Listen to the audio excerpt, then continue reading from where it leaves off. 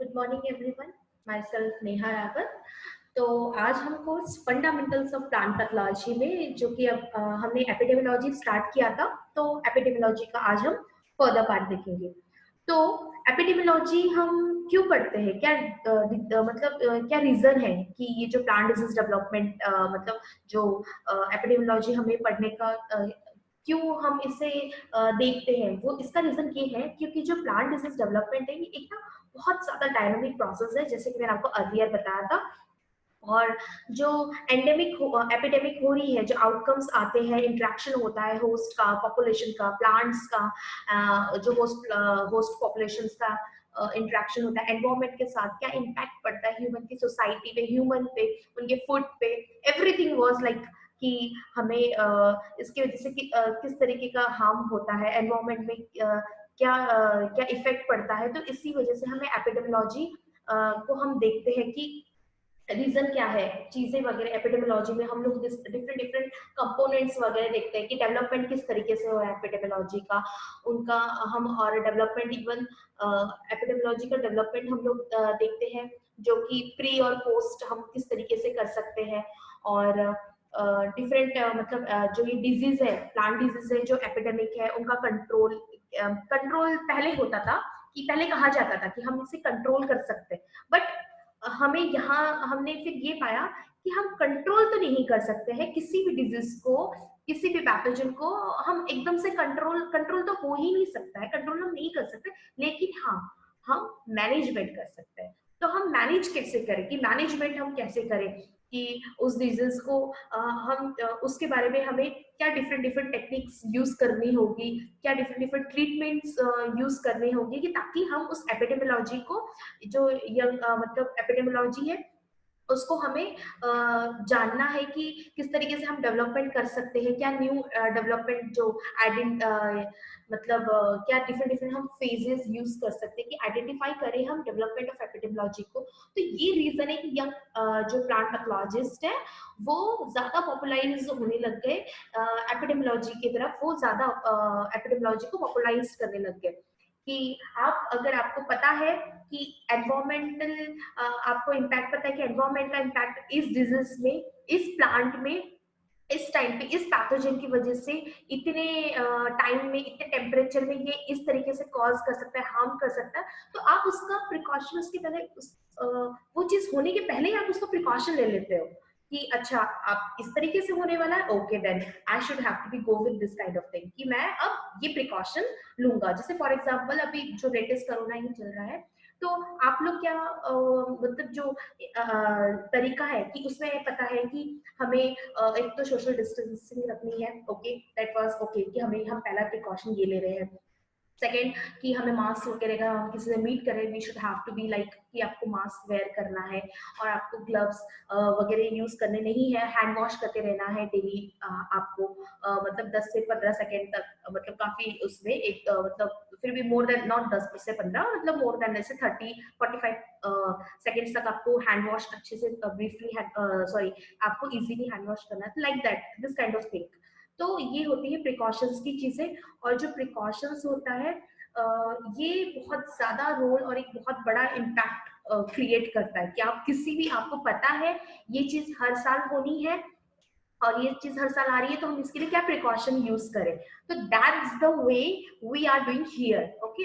So last time we have see कि जो disease development है, तो हमने लास्ट टाइम देखा था कि डेवलपमेंट, जो डिजीज डेवलपमेंट में हमने होस्ट, पैथोजन, एनवायरमेंट, हमने इन सब के बारे में बात किया था कि होस्ट का जो फैक्टर है, होस्ट फैक्टर, पैथोजन का फैक्टर, एनवायरमेंटल फैक्टर, क्या क्या इम्पैक्ट करता है। जैसे होस्ट है, तो होस्ट आपको किस तरीके का चाहिए, आपको ससेप्टेबल होस्ट चाहिए, आपको एक ससेप्टेबल होस्ट मिलेगा। वो होस्ट कैसा होना चाहिए, जेनेटिकली आपको एक तरीके से वो यूनिफॉर्म होना चाहिए, ठीक है, ओवरऑल जेनेटिकली यूनिफॉर्म होना चाहिए, और लार्ज एरिया में वो लार्ज एरिया में स्प्रेड होना चाहिए, ओके।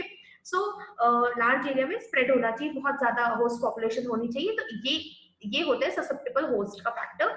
और जैसे फॉर एग्जांपल फॉरेस्ट अगर ले लिया जाए, हमने फॉरेस्ट एरिया ले लिया जाए, तो फॉरेस्ट एरिया में ये चीजें नहीं देखने के लिए मिलती है, बेसिकली ये बहुत माइनर ट्रीज में हो जाती है। एक तरीके से क्यों हो जाती है, कि वहां पे आपको यूनिफॉर्मिटी नहीं मिलेगी, जेनेटिकली यूनिफॉर्मिटी आपको बिल्कुल भी नहीं मिलेगी, जो कि आपको एक कल्टिवेटेड लैंड में मिल रही है। ठीक है, कल्टिवेटेड लैंड में मिल रही है, because in cultivated land we are doing, हम अपने तरीके से प्लांट्स को ग्रो कर रहे हैं। ठीक है, तो हम उसमें लार्ज एरिया में अपने तरीके से प्लांट ग्रो कर रहे हैं, तो हम एक ही वेराइटी जेनेटिकली आप एक ही यूनिफॉर्मिलिटी रख रहे हो चीजों में, तो वो क्या हो जाता है, वो प्लांट का एक तरीके से प्लांट काफी हद तक मतलब पैथोजन बहुत इजीली आपका प्लांट में अफेक्ट करने लग जाता है। इस ये रीजन है कि कई बार रेजिस्टिविटी ब्रेक होने लग जाती है चीजों की, कि आप मतलब अगर एक प्लांट में अगर अफेक्ट पड़ा है तो वो ओवरऑल लार्ज एरिया में अफेक्ट पड़ जाता है। ठीक है, तो हमने लास्ट टाइम देखा था कि आपको होस्ट ससेप्टेबल चाहिए, फिर सेकंड देखा था हमने जो ऊपर ऊपर से मैंने आपको बताया था कि विरुलेंट और एग्रेसिव पैथोजन होना चाहिए, ताकि जो उनका इफेक्ट है ना मतलब इस तरीके से जो पैथोजन है उसमें जो उनका जो इनोक्यूलम है, तो जो इनोक्यूलम है वो इफेक्टिव होना चाहिए, primary inoculum that must be effective, और वो इतना ज्यादा फास्ट ग्रोथ होनी चाहिए उस पैथोजन की कि बहुत ज्यादा मतलब काफी फास्ट ग्रोथ होना चाहिए, और रैपिडली उनका मल्टीप्लीकेशन बहुत ज्यादा होना चाहिए। मैंने आपको बताया था 2 से 4, 4 से 8, 8 से 16 इस तरीके से उनका मल्टीप्लीकेशन होना चाहिए, यानी कि विद इन आवर।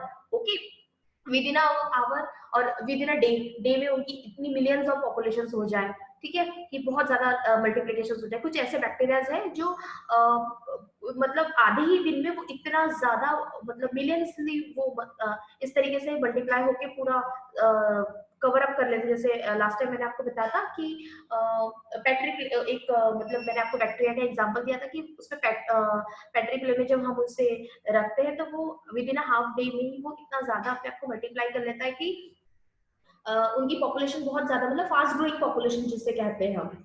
ठीक है, उस टाइप से फिर मैंने आपको बताया था कि जो एनवायरमेंट है, एनवायरमेंट शुड बी ससेप्टेबल, एक आपको सॉरी एनवायरमेंट शुड बी कैसा एनवायरमेंट होना चाहिए कि फेवरेबल एनवायरमेंट होना चाहिए, कि आपका एक एनवायरमेंट फेवरेबल होना चाहिए उस कंडीशन के हिसाब, उस पैथोजन के लिए उस कंडीशन के हिसाब से कि वो डिजीज कॉज कर सके, इन्फेक्शंस जैसे मल्टीप्लिकेशन और इफेक्टिव पैथोजन का डिस्पर्सल हो सके। ठीक है, इस तरीके से जैसे पाउडरी मिल्ड्यू है तो उसके लिए क्या चाहिए, एक ड्राई वेदर चाहिए पाउडरी मिल्ड्यू के लिए जनरली। ठीक है, पाउडरी मिल्ड्यू को ड्राई वेदर में मतलब जो समर का टाइम जो होता है उस टाइम पे बहुत अच्छा स्प्रेड होता है, क्योंकि ऑलरेडी उसका जो पोरिडिया है पाउडरी मिल्ड्यू का, तो उसमें इतना वाटर कंटेंट होता है कि वो आप अगर उसको मॉइस्चर नहीं भी मिलता है लीव्स में तो वो फिर भी जनरेट कर सकता है लाइकवाइज। ठीक है, तो इस तरीके का। और फिर हमने देखा था कि बाद में हमने ये देखा कि टाइम को भी जोड़ा गया, कि टाइम भी इम्पोर्टेंट है, कि टाइम भी एक फैक्टर है। टाइम क्यों है, वो इसलिए कि आप ये तीनों फैक्टर दे रहे हो, आप होस्ट ससेप्टेबल दे रहे हो, पैथोजन दे रहे हो, आप विरुलेंट पैथोजन दे रहे हो, आप फेवरेबल एनवायरनमेंट दे रहे हो, लेकिन अगर आप टाइम नहीं दे रहे हो, टाइम इन द सेंस कि जैसे फॉर एग्जांपल अगर हम प्लांट की बात करें, ठीक है, ये प्लांट है, प्लांट में जो सीडलिंग का स्टेज है, अगर सीडलिंग के स्टेज में पैथोजन इजीली अफेक्ट करता है, वो सीडलिंग की स्टेज निकल चुकी है, मैच्योरिटी आ चुकी है, मैच्योरिटी में आपको एक विरुलेंट पैथोजन आ रहा है, मैच्योरिटी में आपको फेवरेबल एनवायरनमेंट मिल रहा है, तो जो प्लांट है उसमें इतना अफेक्ट नहीं पड़ेगा जो कि उसको सीडलिंग स्टेज में पड़ना चाहिए था। और मे भी ऐसा हो जाए कि प्लांट लाइक ठीक है, जैसे इंसानों में जैसे आती है फ्लू वगैरह जैसे, और जैसे नॉर्मल फीवर्स वगैरह आती है, कफ कोल्ड आता है कि आया और चला गया टाइप्स का। ठीक है, तो इस टाइप का।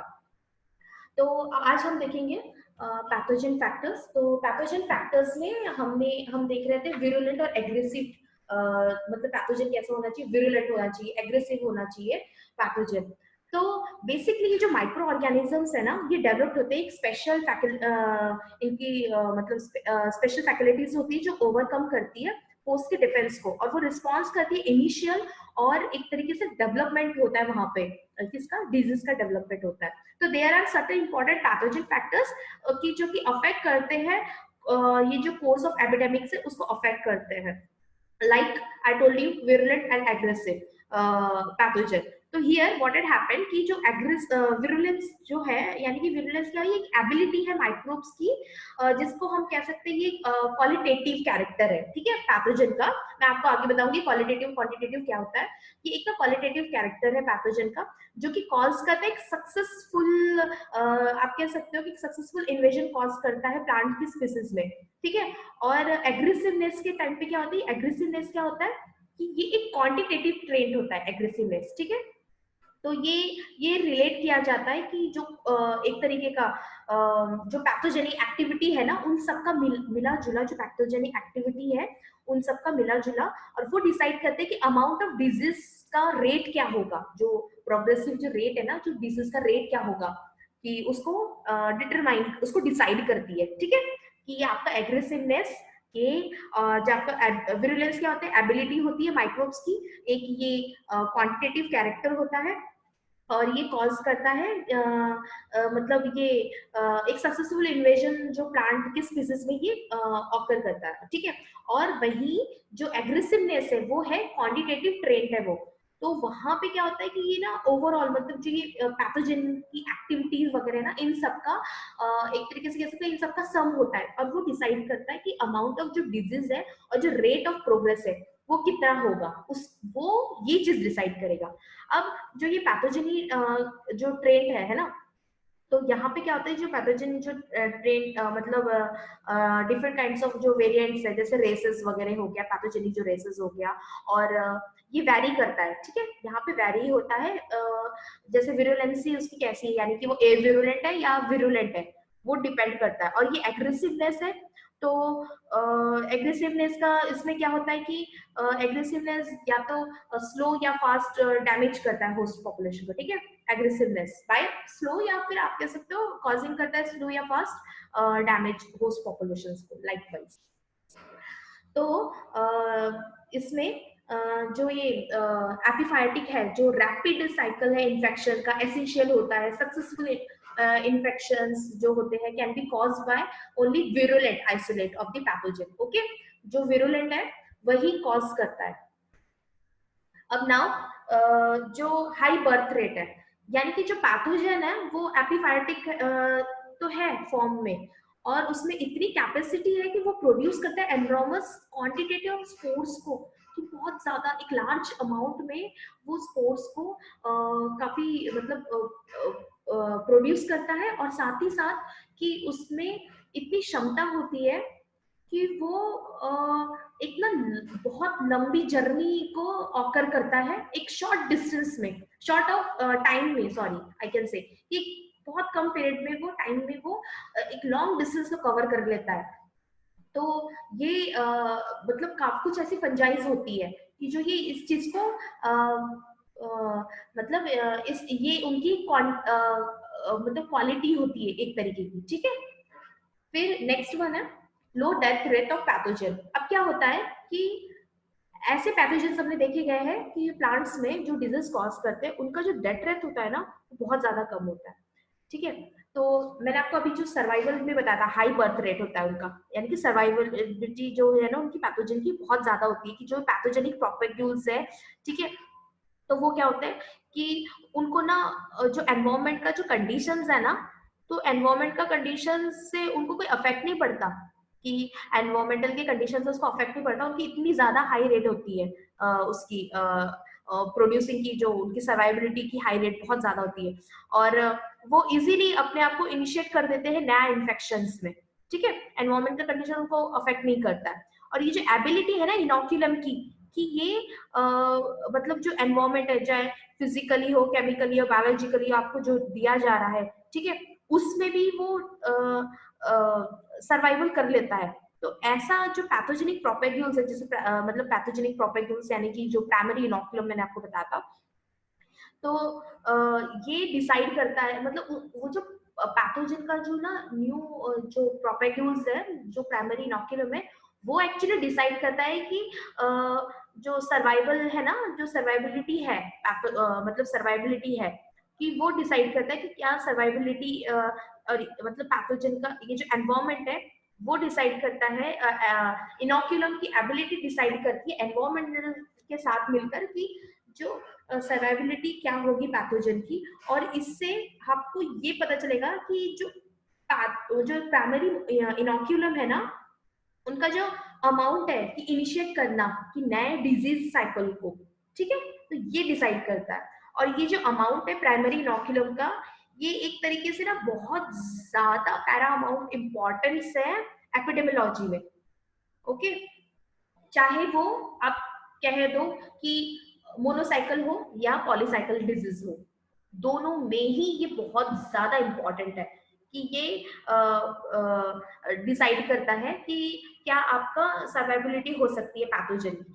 ओके, फिर लाइकवाइज कि लो डेथ रेट, तो लो डेथ रेट पे क्या होता है कि पैथोजन का जो ये जो पैथोजन है, तो ये कॉज करता है, मतलब ये एक ना कॉजल एजेंट होता है सिस्टमिक और प्रोटेक्टेड बाय प्लांट टिश्यू। तो प्लांट टिश्यू से इनका ना पैथोजन अपने आप को प्रोटेक्ट कर लेता है। तो इससे एक तरीके से इनकी जो डेथ रेट है ना, वो बहुत सारा डिक्रीज हो जाती है। अब मैंने आपको बताया था कि पाउडर मिल्टू का बहुत अच्छा फेमस एग्जांपल बताया था मैंने कि पाउडर मिल्टू में अगर ड्राई वेदर भी हो ना तो भी उसको अफेक्ट नहीं पड़ता है कि हाई वो है टेम्परेचर है, ड्राई वेदर भी है, तो भी उसको अफेक्ट नहीं पड़ता, क्योंकि ऑलरेडी वो इतना इनोक्यूलम, उसका इतना पोटेंशियल होता है इनोक्यूलम में कि वो अपने आप को जर्मिनेट ही कर लेता है।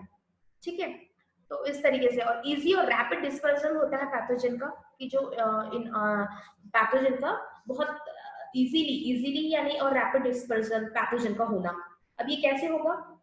ये होता है कि जैसे ह्यूमन है, ठीक है, तो हम कहीं से प्लांट मतलब जो सीडलिंग्स वगैरह है, हम अगर हम कहीं से लेकर आते हैं, ओके, तो अगर हम सीडलिंग्स लेकर आते हैं कहीं से और वो इन्फेक्टेड एरिया है, तो इन्फेक्टेड एरिया है वहां से अपने पैथोजन कोई सीडलिंग्स लेकर आ गए, जैसे फॉर एग्जांपल अगर आप निमैटोड्स है, ठीक है, एक एरिया से अगर आप निमैटो जैसे आप कोई टमाटो को सीडलिंग्स लेकर आए कहीं से किसी एरिया से, उस एरिया में मेलोडोगाइनी का इन्फेस्टेशन बहुत ज्यादा था उसमें प्लांट में, तो उस एरिया में, और वहीं उसके सीडलिंग्स के रूट में आपने क्योंकि सॉइल भी लाया है, उसमें वो मेलोडोगाइनी आ चुकी है, ठीक है, सॉइल से, और आपने ऐसी जगह पे ग्रो किया जहाँ ऑलरेडी वो चीज नहीं है, तो आपने अब ऐसी जगह ग्रो किया है तो उनका मल्टीप्लिकेशन इतना फास्ट होने लग जाएगा और उस एरिया में वो इजीली स्प्रेड हो जाएंगे। क्यों? आपको तो नहीं पता था, क्योंकि यू कांट सी कि आपको नहीं पता कि सॉइल में क्या था, you have never tested that soil also, ठीक है, तो ये एक तरीका होता है। और पैथोजन मतलब अपने आप को इस तरीके से, और जैसे ही ना ये जो एबिलिटी है ना पैथोजन की to cause epiphytic is much more dependent on it dispersal rate, उनके डिस्पर्सल रेट पे डिपेंड करता है कि किस तरीके से ये पैथोजन मतलब कितने हद तक कॉज कर पाएगा। ओके, अब ये जो यूनिट है प्रोपोगेशन का, it needs to be dispersed by external agencies, it needs to be dispersed by external agencies, मतलब ये जो इनोकुलम है ये अपने आप स्प्रेड नहीं होते हैं, इनको एक्सटर्नल एजेंसीज की, एक्सटर्नल फैक्टर्स की जरूरत है कि इनके स्प्रेड में और एपिफाइट के डेवलपमेंट में इनकी बहुत ज्यादा आवश्यकता होती है। जैसे फंगल का स्पोर है, तो ये जो फंगल का जो इनोकुलम होता है ना, तो ये क्या होता है, ये विंड से, जो हवा होती है, पानी होती है, ये इनके बहाव से ये क्या होता है, ये एक जगह से दूसरे जगह डेसिमिनेटेड होता है, ठीक है, कि एक जगह से दूसरे जगह। अब वायरस वगैरह है, वायरस वगैरह इंसेक्ट वेक्टर वगैरह से होता है। एक बार बहुत फेमस एक था कि जो एक एरिया था वहां पे क्या हुआ कि जो एनिमल्स वगैरह थे, ठीक है, तो एनिमल्स वगैरह क्या कर रहे थे, वहां पे ग्रेज कर रहे थे, मतलब वो जो ग्रेजिंग लैंड था वो ग्रास लैंड था, तो वहां पे वो एनिमल्स वगैरह जो चारा, वो मतलब जो चारा चरते हैं वो लोग, तो वैसे चल रहे थे। तो क्या हुआ कि वो एक जगह से, जैसे हर्डमेंट्स होते हैं, वो एक जगह से, जो हंटर्स वगैरह होते हैं हर्डमेंट्स होते हैं, तो ये हर्डमेंट्स क्या होते हैं, ये गैदर होते हैं एक ही जगह एक कुछ टाइम तक, और फिर एक जगह से दूसरी जगह वो मूव करते थे, शिफ्ट करते रहते अपने उनके साथ, एनिमल्स के साथ। तो लाइकवाइज क्या होता है कि जो एनिमल्स जब वो मूव करते हैं ना, तो एनिमल्स क्या होता है कि एनिमल्स के जो पैर होते हैं ना, पैर का जो कोय होता है ना, तो उस पे क्या हो जाता है कि कुछ जो सीड्स वगैरह हैं, कुछ पैथोजन से उनके थ्रू भी वो होते हैं, कि जैसे अगर फॉर एग्जांपल अगर कुछ जैसे बहुत मतलब इस तरीके से कि जो सीड्स वगैरह हैं पैथोजन्स के, वो एक जगह से दूसरी जगह, हम सोचते हैं कि एक जगह से दूसरी जगह ये कैसे ग्रो हो रहे हैं, तो ये जो एनिमल्स वगैरह ये भी एक मेजर फैक्टर रोल प्ले करते हैं। ठीक है, अब वायरस है तो वायरस का मैंने आपको बताया था कि इंसेक्ट वेक्टर होते हैं। इंसेक्ट आपको पता है एक जगह से दूसरे जगह में, एक फील्ड से दूसरे फील्ड में वायरस अपने आप नहीं जा सकता है, it need some kind of factor to disseminated it from one place to another. Likewise bacteria, bacteria अपने आप तो नहीं जाता है, जैसे पैथोजन है, पैथोजन का इनोकुलम वगैरह आप इजीली, लेकिन बैक्टीरिया का सबसे इंपॉर्टेंट है कि बैक्टीरिया रेन स्प्लैश और वाटर से ही जो है उसका डिस्पर्सल होता है, उसका स्प्रेड होता है, रेन स्प्लैशेस और वाटर से ही होता है बैक्टीरिया का। कि जितनी जब बरसात के टाइम पे जो जब आप इवन तो जब आप इरिगेशन करते हो, ये मतलब जब आप पानी वगैरह देते हो उसको प्लांट को, तो जैसे आप होता है ना कि आप जितने उसमें देते हो कि अगर बैक्टीरिया का है तो वहां पे इजीली डिस्पर्शन होने के चांसेस भी होते हैं। तो ये तरीका है। फिर नेक्स्ट वन है कि एडेप्टेबिलिटी जो है पैथोजन की, कि मोस्ट ऑफ द जो पैथोजन है वो कॉज करता है एपिफाइटिक, और वो अडॉप्ट करता है उनको अपने एक वेरियस एडवर्स कंडीशंस में।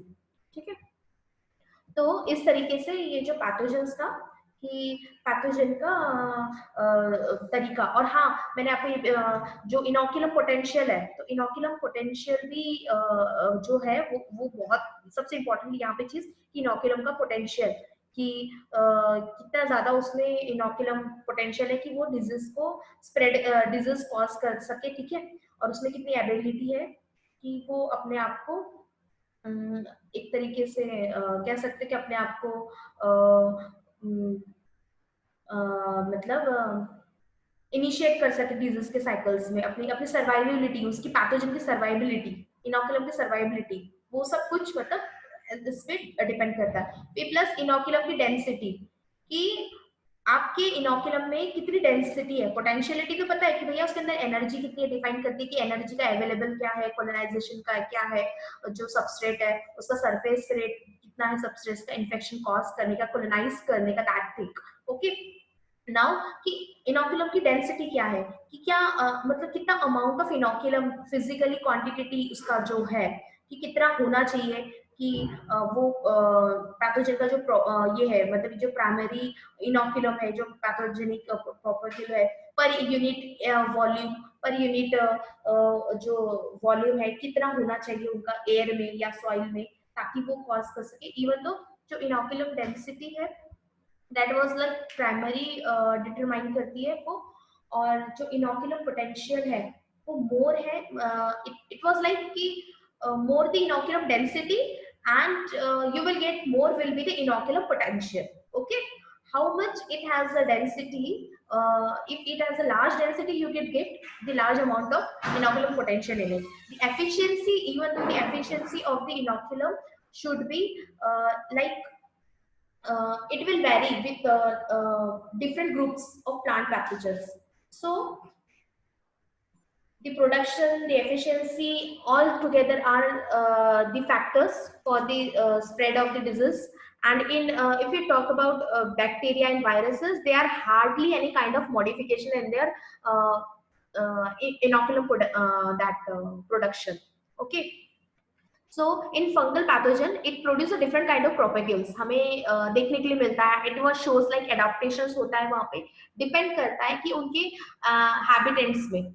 Okay, and उनके हैबिटेंट्स की वजह से ये जो इनोकुलम प्रोपेग्यूल्स है वो इट वाज लाइक वो प्रोड्यूस करता है कि फंजाई को डिवाइड करता है वो डिफरेंट डिफरेंट ग्रुप्स में। तो जो मेन ग्रुप्स है, दो ही मेन ग्रुप्स है उसके, कि जो उनके हैबिटेट के बेस पे ये इनोकुलम को जिस तरीके से आप डिवाइड करते हो, इन्फेक्ट करते हो। ठीक है, जैसे कि ना एक होता है फंगल जो फंजाई है जहाँ पे मोटाइल सेल्स होते हैं। ओके, और वो फंजाई जहाँ पे मोटाइल सेल्स नहीं है, तो वो फंजाई जहाँ पे मोटाइल सेल्स है वो बहुत ना कॉमन फीचर्स है कि वहाँ पे क्या होता है कि एक्वाटिक हैबिट होता है, एक बहुत सिंपल थैलस होता है, और मोटाइल फ्लैजिलेट यानी कि फ्लैजिलेट रिप्रोडक्टिव सेल्स होते हैं। और इस तरीके से तो जैसे ना ओमाइसिटीज है, ओमाइसिटीज क्या करता है कि वो प्रोड्यूस करता है स्पोर्स को, लेकिन यहाँ पे जो स्पोर्स होते हैं वो कैसे होते हैं, बाइफ्लैजिलेट होते हैं ओमाइसिटीज में। और जो क्रिकेटियोमाइसिटीज है, हाइपोक्रिकेटियोमाइसिटीज है, ये प्रोड्यूस करते हैं यूनिफ्लैजिलेट सेल्स को। ओके, अब मैंने आपको जब क्लासिफिकेशन बताया था तो मैंने आपको डिफरेंट डिफरेंट क्लासिफिकेशन में इनके बारे में बताया था। जैसे कि फैमिली है पर्नोस्पोरेसी, तो पर्नोस्पोरेसी फैमिली में क्या होता है कि ग्लाइफेजिलेट जूस्पोर को प्रोड्यूस करते हैं। ओके, और वहां पे एक जो नॉन मोटाइल स्पोर्स है, तो that non motile spores will be like it is affecting the aerial non-motile spores are for aerial dispersion, and that will under the dry conditions. Okay, under the dry condition it was spreading, and like this, इस तरीके से कि आपका gradually आपको इस तरीके से fungi जो मोटाइल विथ मोटाइल सेल्स है आपको उसमें देखने के लिए मिलेगा। Next one the fungi with non motile sales, मैंने आपको दो टाइप्स के बताए थे। तो जो नॉन मोटाइल सेल्स में, और ये सिर्फ फंजाई वगैरह में होता है, मतलब फंजाइज के उसमें देखने के लिए मिलेगा। बैक्टीरिया और वायरसेस में आपको कोई मॉडिफिकेशन है उनके इनोकुलम प्रोडक्शन में नहीं देखने के लिए इतना मिलता है। ठीक है, देखने के लिए ही नहीं मिल सकता, ऐसे भी बोल सकता है एक तरीके से।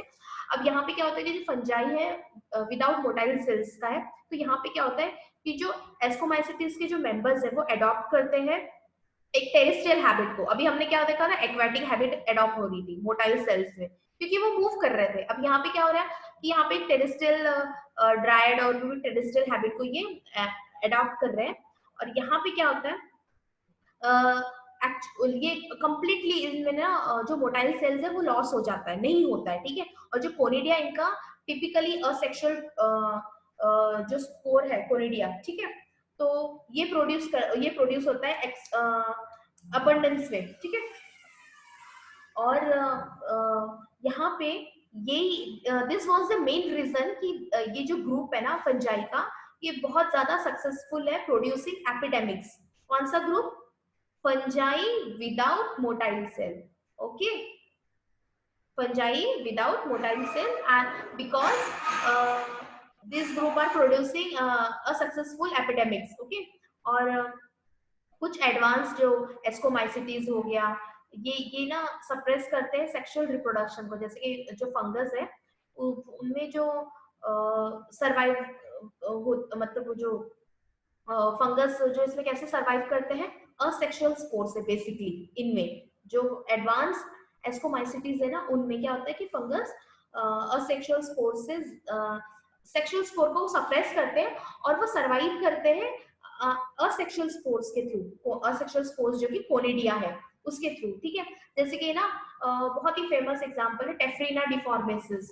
तो टेफ्रीना डिफॉर्मेसिस जो है वो वहां पे क्या होता है कि वो ना जो ये कोनिडिया है वो मतलब जो बडिंग होता है, बडिंग उसको कॉज कर, बडिंग से कोनिडिया फॉर्म्ड होता है और जो इनोकुलम है और इनोकुलम प्रोडक्शन होता है उसमें। ठीक है, और उनका इनोकुलम प्रोडक्शन होता है कोनिडिया के थ्रू। ओके, जैसे स्क्लेरोटीनियम है, ये प्रोड्यूस करता है 30 मिलियन एस्कोस्पोर। ठीक है, 30 मिलियन एस्कोस्पोर प्रोड्यूस करता है। एक छोटे से सोचो, एक छोटे से जो कप लाइक का जो उसका स्ट्रक्चर होता है ना, उसमें वो 30 मिलियन एस्कोस्पोर प्रोड्यूस कर देता है। और ये जो बैसिडियोमाइसिटीज है ये बहुत ज्यादा एडवांस है क्लास फंजाई में, जो कि 20,000 से 25,000 के करीबन डिफरेंट डिफरेंट स्पीसीज ये ऑकर करता है। ओके, अब जैसे मतलब इस तरीके से कि असेक्सुअल स्पोर्स यहाँ पे बहुत बड़ा एक रोल प्ले करता है कि चीजों को एपिडेमिक करने में। ओके, एपिडेमिक करने में ये बहुत बड़ा रोल प्ले करता है। और फिर उसके बाद था इनोकुलम की कैपेसिटी। हमने देखा था कि इनोकुलम की आपको कैपेसिटी होनी चाहिए, कि इनोकुलम की कैपेसिटी इस प्रकार होनी चाहिए कि पैथोजन में कैपेबिलिटी होनी चाहिए कि वो प्रोपैगल्स को और कोलोनाइज कर रहा है होस्ट के टिश्यू को, इसमें कैपेबिलिटी होनी चाहिए कि वो उनका जो क्वांटिटेटिव ट्रेंड्स है, उनका कैरेक्टर्स है, एग्रेसिवनेस होना चाहिए, जेनेटिकली एग्रेसिवनेस होना चाहिए, एक्टिव होना चाहिए। ठीक है, बायोलॉजिकली स्टेटस उनका कैसा होना चाहिए? एक तो जेनेटिकली फैक्टर क्या है उनका, एग्रेसिवनेस होना चाहिए।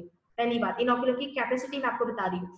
फिर दूसरा है बायोलॉजिकल स्टेटस, बहुत ज्यादा एक्टिव होना चाहिए और प्लस डोमिनेंट स्टेज में भी होना चाहिए कि भाई अगर आपको एनवायरमेंट कंडीशन नहीं मिलता तो आप डोमिनेंट स्टेज में जा सकते हो। ठीक है, नेचुरल जो है उनकी प्रोपेग्यूल्स का, जो नेचर है प्रोपेग्यूल्स का, जो वो कैसा होना चाहिए, या तो मोटाइल भी मोटाइल भी हो सकता है, या तो वो नॉन मोटाइल टाइप का भी हो सकता है। और इनोकुलम का जो एज वगैरह है, ठीक है, ये या यंग में, ओल्ड में या मैच्योर में, किस एज में इनोकुलम ज्यादा इफेक्ट करता है प्लांट को, न्यूट्रिशन स्टेटस क्या है, फैट कोनिडिया है, थीन कोनिडिया है, किस टाइप का कोनिडिया है, जो एनवायरमेंटल का एनवायरमेंट किस तरीके से रिस्पॉन्सिबल है इस चीज के लिए, और इन्फेक्शन जो है, इन्फेक्शन जो फिजिकल फोर्स, एग्जाइम्स, टॉक्सिन्स वगैरह किस तरीके से आप ये जो पैथोजन है इन्फेक्शन कॉज करता है, यानी कि जैसे फॉर एग्जांपल लाइक मैंने आपको बताया था कि फंजाई में क्या करता है कि ऐसे प्रेशर डाल के वो अपने आप को बैरियर जो है, सरफेस बैरियर, उसको वो ब्रेक करने की कोशिश करता है। फिर वही मैंने आपको ये भी बताया था, एंजाइम सीक्रेट करके करते हैं, टॉक्सिन सीक्रेट करते हैं फंजाई वगैरह, है ना। तो इनके बारे में भी मैंने आपको बताया था कि इनका किस तरीके से होता है। तो ये सारी तरीके आपको पैथोजन फैक्टर्स में दिखेंगे। अब हम देखेंगे कि एनवायरमेंट फैक्टर किस तरीके से पैथोजन केस में, मतलब एनवायरमेंट फैक्टर किस तरीके से आपका डिजीज रिप्रोडक्शन में हेल्प करता है। तो क्या होता है बेसिकली, ये जो एनवायरमेंटल जो रोल है, एनवायरमेंट का जो रोल है ना, ये एक मतलब एनवायरमेंट किस तरीके का एनवायरमेंट, अब जैसे ट्री है, ठीक है, एक पेड़ है, तो पेड़ का ना उसका खुद का एक अपना एनवायरमेंट होता है, अपने खुद का एनवायरमेंट बनाता है। मतलब जैसे अगर आप जैसे समझ लो, आप गर्मियों के टाइम पे पेड़ के नीचे गए, आपको कैसा एनवायरमेंट मिलेगा वहां पे, ठंडा सा मिलेगा, राइट। एक मतलब उसके आसपास पेड़ के जैसे आप नीचे रहते हो, खड़े रहते हो, तो वहां पे आपको एक ठंडक महसूस होगी, वाई, और क्योंकि उसने जो ट्री है, जो पेड़ है, उसने अपने आसपास ना ऐसा एनवायरमेंट क्रिएट किया है। ओके, अब ये क्या होता है, ये इन्फ्लुएंस होता है एयर से, ये इन्फ्लुएंस करता है, मतलब एक तरीके से इन्फ्लुएंस करता है एयर को, और इसमें इन्फ्लुएंस करता है एयर को अपनी कैनोपी के थ्रू, की कैनोपी जो है ना, ट्री की कैनोपी, उसके थ्रू और सॉइल्स के थ्रू, ठीक है, जो उसके मतलब जो सॉइल है पेड़ के नीचे, उसके थ्रू, ठीक, नीचे वाली ना कि ऊपर वाली सॉइल। ओके, और ये जो एनवायरमेंट है ना, प्लांट से जो मिल रहा है, ये मतलब एक तरीके से ये आपको एक व्यू दे देता है कि ये एनवायरमेंट आपको एक व्यू दे देता है प्लांट डिजीज के बारे में। ओके, जैसे फॉर एग्जांपल ले लो माइक्रो एनवायरमेंट, और ये क्लाइमेट, ये जो है ना, इनमें 3 लेवल्स होते हैं, माइक्रो, मीजो और मैक्रो, ठीक है।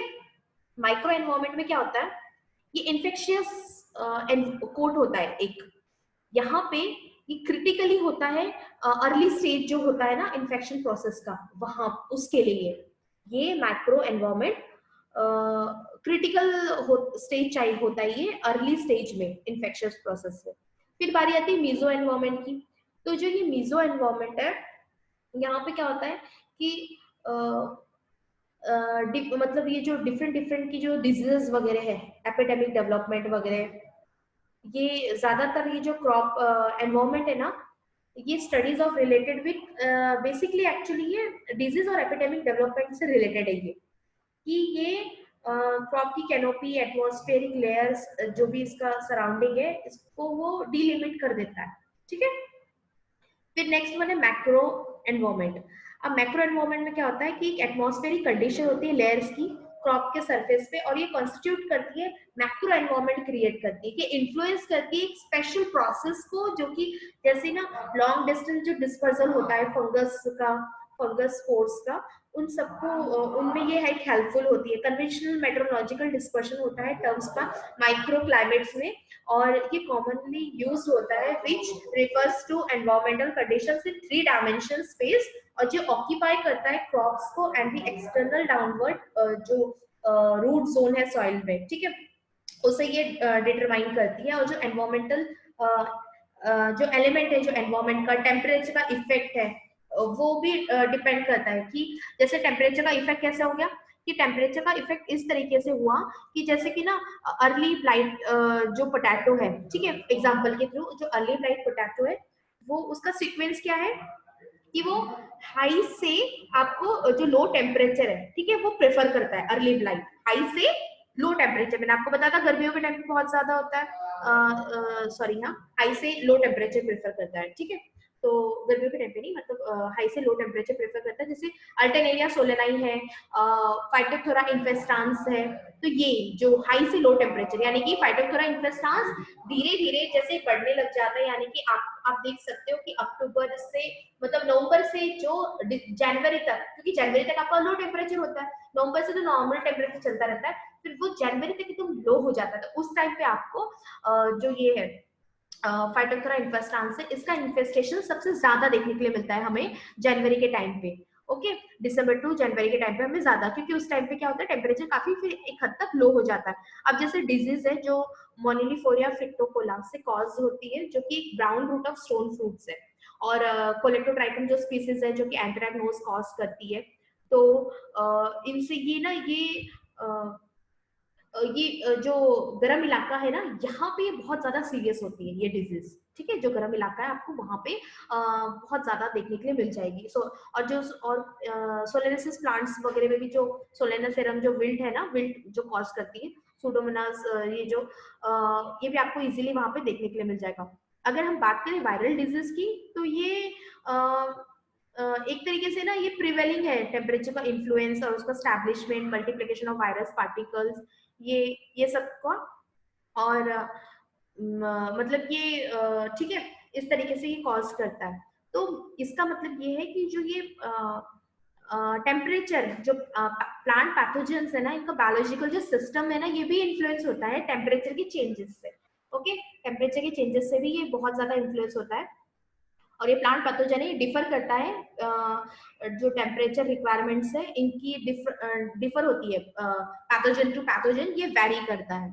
Okay, so likewise the things will go on, कि जो टाइम से अपीयरेंस है चीजों का, अर्ली लेट, ये सब प्रिविलिंग करता है टेम्परेचर।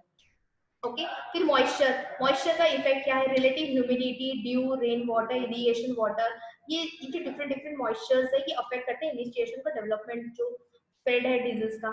ये सब चीज आपको इजीली देखने के लिए मिल जाएगा, कि जैसे लेट ब्लाइट ऑफ पोटैटो है, एप्पल स्कैब्स है, डाउनी मिल्ड्यू, बैक्टीरिया ब्लाइट, ये बहुत ज्यादा सीरियस है, कि कहाँ पे है, जहाँ पे हाई रेनफॉल और हाई ह्यूमिडिटी ऑकर होती है। ओके, हाई रेनफॉल और हाई ह्यूमिडिटी ऑकर होती है, तो वहां पे ये बहुत ज्यादा सीरियस है। और जो चेंजेस है मॉइस्चर में, ये एक लेवल है जहाँ पे जो एरियल पैथोजेंस है वो इन्फ्लुएंस करता है, कि अमाउंट ऑफ स्पोर्स और इफेक्टिव डिस्पर्सल स्पोर्स, जर्मिनेशन का, पेनिट्रेशन का कितना ज्यादा है। Okay, likewise this kind of thing will happen. And generally जो हाई सॉइल मॉइस्चर अगर होता है, सैचुरेशन लेवल होता है पैथोजन का डिजीज डेवलपमेंट में, तो pythium, phytophthora, verticillium, sclerotinium, bacteria, nematodes, likewise इन सब में ये काफी इफेक्टिव होता है। जैसे कि जो फ्यूजेरियम है, स्ट्रेप्टोमाइसिस है, ये बहुत ज्यादा सीरियस होते हैं लो मॉइस्चर में, ठीक है।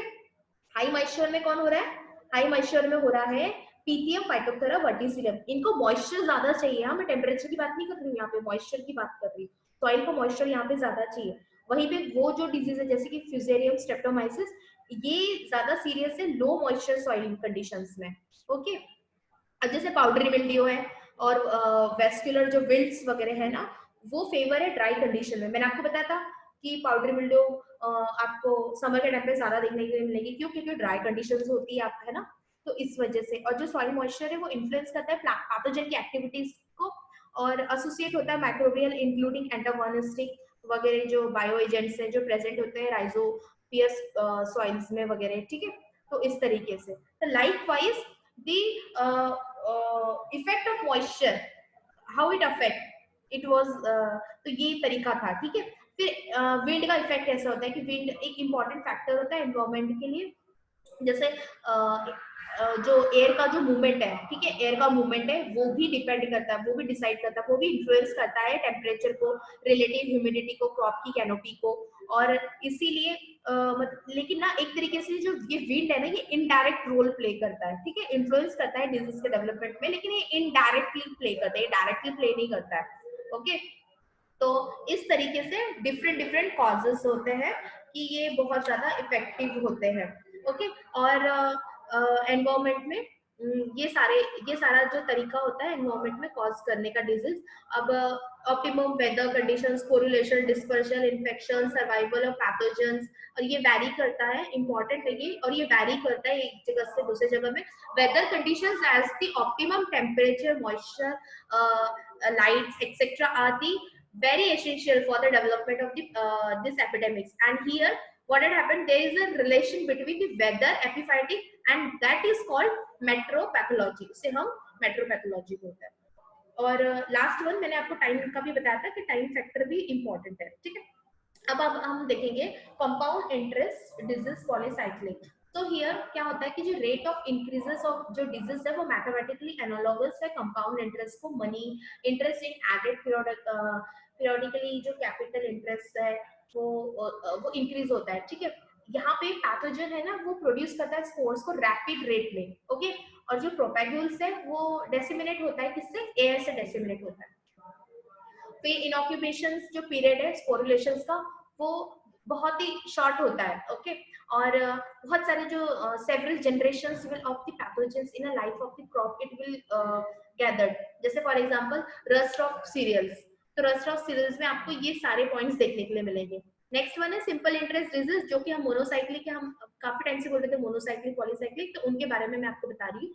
तो यहाँ पे क्या होता है मोनोसाइक्लिक में जो रेट ऑफ इंक्रीजेस है जो डिजीज का, ठीक है, तो बहुत सिंपल इंटरेस्ट होता है, बहुत सिंपल तरीके से होता है। जैसे कि जो पैथोजन है वो प्रोड्यूस करता है स्पोर्स को बहुत स्लो रेट में, वहां पे क्या हो रहा था पॉलीसाइक्लिक में हाई रेट हो रहा था, यहाँ पे प्रोपेग्यूल्स डेसिमिनेट किससे हो रहा है, सॉइल और सीड से हो रहा है। इनॉक्यूपेशन पीरियड कैसा होता है स्पोरुलेशंस का, बहुत ज्यादा लॉन्ग इनॉक्यूलेशन पीरियड से। और यहाँ पे एक जनरेशन पैथोजेंस का लाइफ ऑफ दी मतलब एक ही जनरेशन होता है पैथोजन का लाइफ ऑफ द क्रॉप, एक क्रॉप में एक ही जनरेशन आपको देखने को मिलेगा, जैसे स्मर्ट of wheat, barley, sorghum. Polycyclic का क्या था, जैसे आपको वो भी जो पॉलीसाइक्लिक में जैसे आपको ना रस्ट जो वीट मैंने आपको पक्सिनिया बताया था, क्यों, क्योंकि वहां पे वो दो साइकिल दो वो प्रोड्यूस कर रहा है, ठीक है, दो वो चाहिए उसको, होस्ट चाहिए, अल्टरनेट जो कोलेटरल जो होस्ट होता है वो उसको दो चाहिए लाइकवाइज, ठीक है। अब रिमोट सेंसरिंग को हम देखेंगे। ये जो रिमोट सेंसरिंग होता है ना, तो ये रिमोट सेंसरिंग एस्टिमेट करता है एक ऑब्जेक्ट है, ये फिनोमिना है without being it a physical contact with it, okay. Remote censoring के थ्रू ये परमिट करता है, ये about information about the object phenomena through analyse करता है, डाटा को ऑब्टेन करता है थ्रू सेंसरी डिवाइस से without being in a physical contact with that object. So how would it help in plant pathology? What is the role of remote sensing in plant pathology? It estimate करता है कि disease जो over vast area में, ठीक है, to know the relation between the diseases and the environment. Disease और environment का relations ये आपको बताता है, okay. And ये to know the origin and the development of the epidemics, the quantitative assessment of the disease कि जो फिर इस तरीके से जो ये रिमोट सेंसरिंग है it will work on like this, okay. Objective ये से है रिमोट सेंसरिंग की, ये बहुत इंपॉर्टेंट है, आपको क्वांटिटेटिव एसेसमेंट देता है डिजीज का, ओरिजिन, डेवलपमेंट, एपिडेमिक्स वगैरह आपको इजीली बताते हैं। रिमोट सेंसरिंग एक टेक्निक है, इंपॉर्टेंस है प्लांट पैथोलॉजी में। और कौन सी वो टेक्निक से, एक एरियल आपको फोटोग्राफ देगी, एरियल लैंड की, एक सैटेलाइट रिमोट सेंसरिंग होगी। तो जो एरियल फोटोग्राफी आपको मतलब इस तरीके से मिलेगी कि जैसे ना आपको उस पर्टिकुलर जैसे कहीं पे डिजीज अगर ऑकर हो रही है कि वहां पे आपको एरियल फोटोग्राफ मिल जाएंगे कि ये देखने के लिए, अच्छा ये कई बार ऐसा होता है कि बहुत लार्ज एरिया में हम लोग नहीं देख पाते हैं कि लार्ज एरिया में कि डिजीज अगर स्प्रेड हो रही है कहीं, अगर मतलब छोटे छोटे पैचेस में भी आ रही है अगर, ठीक है, कहीं बहुत बड़ा एरिया है आपको कल्टीवेटेड लैंड है, वहां पे पैचेस में डिजीज आई, तो ये इम्पॉसिबल हो जाता है कि आप पर्टिकुलर जाकर देख पाओ। तो ये एरियल फोटोग्राफी बहुत अच्छा हेल्पफुल होता है कि आपको प्लांट पैथोलॉजी में कि आपको बताने चीजें क्लियर करने के लिए और बताने मतलब हेल्पफुल होता है ये टेक्निक्स, ठीक है। तो एरियल फोटोग्राफी डिटेक्ट करता है ऑब्जेक्ट लैंड में ओवर अ लार्ज एरिया, जैसे मैंने आपको बताया कि लार्ज एरिया में आप बहुत ज्यादा इजीली कवर कर पाते हो एरियल फोटोग्राफी से। और ये सबसे पहले एरियल जो फोटोग्राफी है रिमोट सेंसरिंग टेक्निक है, मॉनिटरिंग कर रहा है, जो स्टेम रस्ट ऑफ वीट को देखा गया था उसमें, ठीक है। 1956 में स्टेम रस्ट ऑफ वीट, जो आपको मैंने बताया था कि बहुत ज्यादा वास्ट इसमें वीट का बहुत अफेक्ट पड़ा था, तो ये वीट के लिए यूज किया गया था। हाउएवर उन्होंने बताया कि ये पैनक्रोमैटिक जो कलर है, स्पेशली जो इंफ्रारेड जो इंफ्रारेड एरियल फोटोग्राफ है, वो यूज किया गया था, और वो डिटेक्ट किया गया था कि रस्ट और वायरल डिजीज के लिए जो स्मॉल ग्रेन्स और सर्टन डिजीज जो सिट्रस वगैरह उस पे, ठीक है। लेटर जो ये इंफ्रारेड फोटोग्राफी है ना, ये यूज किया गया इंग्लैंड में लेट लाइट ऑफ पोटैटो के लिए। मैंने आपको बताया था लेट लाइट ऑफ पोटैटो, ये जो यूरोप कंट्रीज है यहाँ पे बहुत ज्यादा अफेक्ट हुआ था। और ये जो ये की है, ये डिस्टिंग्विश किया गया कि disease and the healthy part of the crops को, कि अप्रोप्रिएट फिल्म और फिल्म फिल्टर के कॉम्बिनेशन से आपको दिखा गया, इसमें बताया गया, दिखाया गया।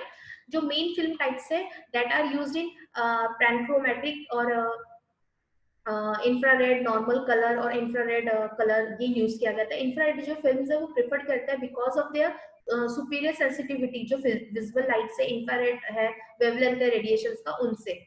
जो कलर्ड है इंफ्रारेड का, वो सुपीरियर था। It can be have different coloured healthy patches plants में, कलर्स में। और जो ये हेल्दी फोलिएज है, हाईली रिफ्लेक्टिव है इंफ्रारेड वेवलेंथ का, और ये मतलब एक तरीके से आपको वेरस जो ब्लाइटेड और डिजीज फोलिएज है has been low infrared reflecting and does not appear red और फोटोग्राफ, ठीक है। Now the next one is satellite imaging. यहाँ पे क्या होता है कि जो वेदर सैटेलाइट्स है, तो जो वेदर सैटेलाइट, तो ये जो वेदर सैटेलाइट्स है, ठीक है, सैटेलाइट के थ्रू इमेजेस आपको दिख रही है। तो यहाँ पे क्या होता है, जो साइक्लोन्स क्रिएट करता है, हैवी बहुत ज्यादा क्लाउड्स वगैरह क्रिएट करता है, rain and anti cyclones create a cloudless sky. अभी आप देख रहे होंगे जैसे कि रिसेंटली जो उड़ीसा का जो कोस्ट है, जो आपको अभी रिसेंटली जो एम्फन जो साइक्लोन है आपको देखने के लिए मिला है ना, कि एम्फन साइक्लोन, लास्ट टाइम आपको फैनी साइक्लोन देखने के लिए मिला था उड़ीसा के उसमें नियर बाय कोस्ट में। और उड़ीसा के कोस्ट में जो ये वेस्ट बंगाल वाला जो हमारा पार्ट है, बे ऑफ बंगाल वाला साइड जो एरिया है वहां पे, तो इससे ये सैटेलाइट इमेजेस आपको प्रोवाइड करवाती है कि कितना ज्यादा, मतलब ये जो साइक्लोन्स वगैरह जो क्रिएट करता है हैवी क्लाउड्स को, रेन्स को, एंटी साइक्लोन क्रिएट करता है क्लाउडलेस, ये इनको आपको बताता है ये, ठीक है। और ये क्या होता है, ये इफेक्टिव होता है किस चीज के लिए, मॉनिटरिंग करने के लिए, कि ये मॉनिटर किया जाता है वेदर की सैटेलाइट, आपको वेदर की सैटेलाइट मिल रही है कि अच्छा इस एरिया में, पर्टिकुलर एरिया में अब इस टाइप का वेदर आने वाला, वेदर कंडीशंस आ रही है। तो आप फार्मर्स को और उस पर्टिकुलर एरियाज में आपको हेल्पफुल हो जाती है कि आप पहले ही आप प्रिकॉशंस कर लो चीजों को, ठीक है। और ये मॉनिटरिंग करने के लिए बहुत ज्यादा हेल्पफुल होती है।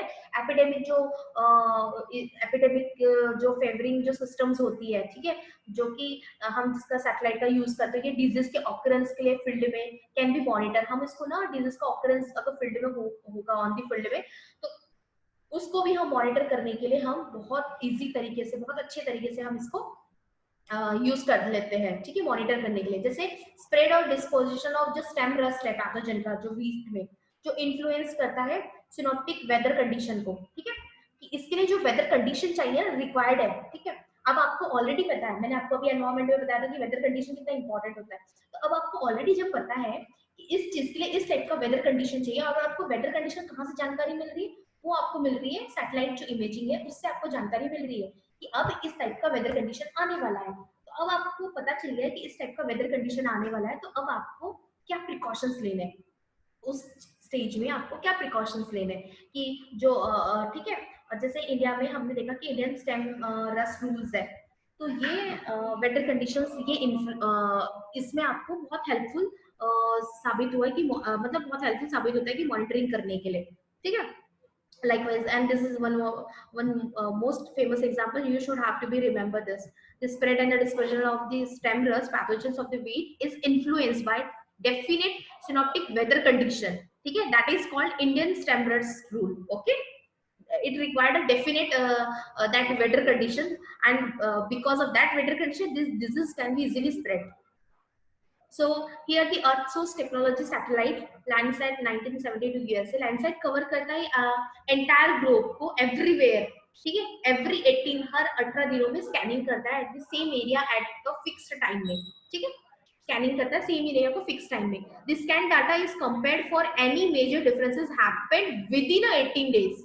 Okay, this scan data will be compare किया जाता है, कोई भी डिफरेंस आपको देखने के लिए मिलेगा विद इन 18 डेज, 18 डेज के अंतराल में आपको कोई भी देखने के लिए मिलता है। तो इस तरीके से फिर उसके बाद कि ये जो नागारंजन है उन्होंने यूटिलाइज किया था लैंडसैट्स इंफ्रा स्पेक्ट्रम बैंड्स को और 6 और 7 को, ठीक है। तो डिफरेंशिएट करने के लिए जो हेल्दी वीट क्रॉप है ना इंडिया में उसको, ठीक है, और जिसका सीवियर जो येलो रस्ट है ना जो अफेक्टेड क्रॉप्स है पाकिस्तान की, तो उससे कि डिफरेंशिएट करने के लिए, बिकॉज क्योंकि हमारा काफी एरिया जो हमारा ना जो पंजाब साइड का एरिया है, हमारा राजस्थान साइड का एरिया है जो है ना, तो वो पाकिस्तान बॉर्डर लगती है वहां से। तो क्या होता है कि जो डिजीज है, क्योंकि ये जो वीट रस्ट है ना ये कहाँ आती है, प्लेन्स में आती है, और बेसिकली ये जो ग्रोइंग एरियाज है पंजाब हमारा जो ग्रोइंग एरियाज है, वीट ग्रोइंग एरियाज वगैरह है, तो यहाँ पे ये ना अफेक्ट करती है, जो स्टेम रस्ट डिजीज है ये अफेक्ट करती है। तो इन्होंने क्या किया कि इन्होंने इसकी हेल्प से जो लैंडसैट है ना इंफ्रास्ट्रक्चर बैंड है, तो इससे इन्होंने डिफरेंशिएट कर दिया हेल्दी वीट जो क्रॉप है इंडिया की, वो सीवियर येलो रस्ट जो अफेक्टेड क्रॉप है पाकिस्तान की, ताकि हम एक तरीके से हम कंपेयर कर सके, एक तरीके से हम देख सके कि किस लेवल तक मतलब किस उसमें ये अफेक्ट करते हैं चीजें वगैरह, ठीक है। इन्होंने इसको यूज करके चीजें की गई। और जैसे फॉर एग्जांपल जैसे कोकोनट रूट रॉट और विल्ट है, black stem rust of wheat है, सिट्रस कैंकर है, ये भी इनसे चीजें इन चीजों से किए गए, ठीक है। अब एडवांटेजेस क्या है, अब हम देखेंगे कि रिमोट सेंसिंग के जो एडवांटेजेस क्या है, ये रिवील करता है कि आपको पैटर्न बताता है कि डिजीज के इंसिडेंस का intensity, development over a large area, okay. इनका जो डेवलपमेंट है एक लार्ज एरिया में ये आपको बताएगा, ओके, ये पैटर्न को एक रिवील करेगा।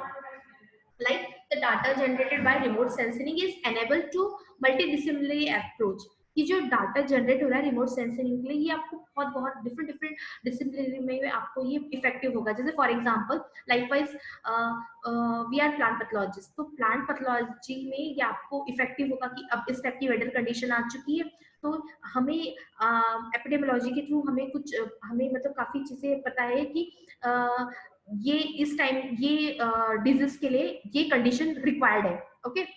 जैसे फॉर एग्जांपल लेट ब्लाइट के लिए आपको वेदर कंडीशन कैसी होनी चाहिए कि 24 से 28 आवर्स तक आपको कंटिन्यूसली रेनफॉल होनी चाहिए और क्लाउडी वेदर होना चाहिए। ये सारी चीजें आपको पहले से पता है ना।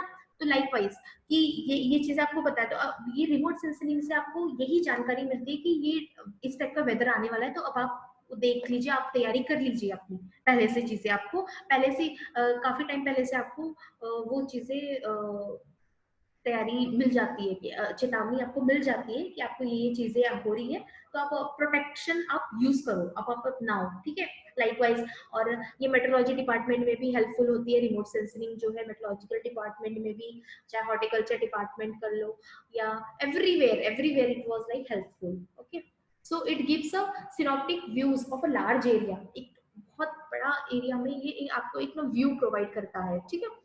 ये डाटा जनरेटेड होता है on a permanent scales and is unbiased, okay. Permanent scale में डाटा जनरेट होता है लेकिन अनबायस्ड होता है, बायसनेस नहीं होती इस डाटा में।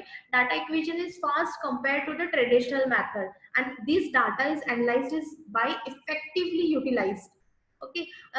In traditional method our data was like it was slow, their growth is मतलब इट वाज लाइक कि आपको बहुत टाइम लगेगा उस चीज को समझने में, जिस चीज को एनालाइज करने में। But here what had happened by remote sensing, you can take an easily fast data, fast acquiring data। Amphoe, this Amphoe cyclone, one of the famous example I'm giving you about this recently, this Amphoe about the Amphoe cyclone।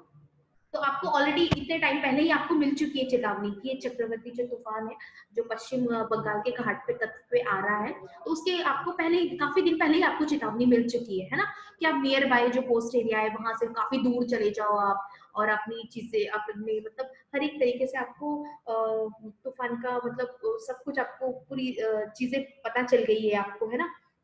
तो likewise कि remote sensing is effective in this manner. Okay, this satellite data जो है ERTS जो है ये obtain करता है information को एरिया में periodically, सो दैट की जो इंफॉर्मेशन है can be updated. Okay, updated होता रहे information, like it is a frequently possess करते हैं questions for the ground investigation and it cannot be generated by ground parties। okay, this ground parties is not generating this kind of information, it is generating by the satellite। okay, so remote sensing is done back there, so you can't आप frequently आप इसमें वो नहीं कर सकते, process नहीं कर सकते। ठीक है, ना नेक्स्ट वन है कि आप में जो पैथोजन सॉरी, ठीक है, इस तरीके से जो रिमोट सेंसिंग वगैरह है इनका जो इस तरीके से रिमोट सेंसिंग बहुत ज्यादा हेल्पफुल है हमारे इसके लिए, किसके लिए, हमारे एनवायरमेंट मतलब पैथोलॉजी में डिसीज के स्प्रेड सर्वाइवल और ये सब, मतलब जो एनवायरमेंटल जो एक्चुअली इफेक्ट है, एनवायरमेंटल जो इफेक्ट होता है वेदर कंडीशंस वगैरह बताने के लिए आपको रिमोट सेंसरिंग बहुत ज्यादा हेल्पफुल है। तो इसीलिए मैंने आपको रिमोट सेंसरिंग के बारे में बताया। तो लाइकवाइज कि एपिडेमियोलॉजी में हमने आज जो देखा कि जो फैक्टर्स है रोल ऑफ, कि किस तरीके का जो पैथोजन है, पैथोजन का हमने रोल देखा। नेक्स्ट वन हमने एनवायरमेंटल का रोल देखा कि एनवायरमेंट क्या इफेक्ट है, एनवायरमेंट का कितना रोल है, इफेक्ट क्या है उसके डिजीज के स्प्रेड्स के लिए, रिक्वायरमेंट क्या है, डिफरेंट डिफरेंट एलिमेंट्स जो है रिक्वायर्ड है डिजीज के सर्वाइवल्स के लिए। इनोकुलम हमने पैथोजन का फैक्टर में देखा था कि इनोकुलम पोटेंशियल कितना इंपॉर्टेंट है, उसकी सर्वाइबिलिटी कितनी इंपॉर्टेंट है, पैथोजन की डेंसिटी कितनी इंपॉर्टेंट है। और जो फंजाई है, जो मोटाइल फंजाई है, विदाउट जो मोटाइल सेल वाले जो फंजाइज है, दे आर लाइक वो बहुत ज्यादा मतलब टिपिकली वो प्रोड्यूस करते हैं, क्या प्रोड्यूस कोनिडिया प्रोड्यूस करते हैं, और ये जो नॉन मोटाइल है ये बहुत ज्यादा सक्सेसफुल है कि वो एपिडेमिक को कॉज करे। जो फंजाई विदाउट मोटाइल सेल्स है वो ज्यादा है, वो ज्यादा कॉज करती है। ठीक है, और लाइक वाइज की हमने बहुत सारे एग्जांपल्स वगैरह भी देखे। तो इस तरीके से आज हमने जो एपिडेमियोलॉजी है इसका पार्ट आज हमने यहाँ पे देखा। तो अब हम नेक्स्ट पार्ट देखेंगे फिर एपिडेमियोलॉजी का। तक के लिए थैंक यू सो मच।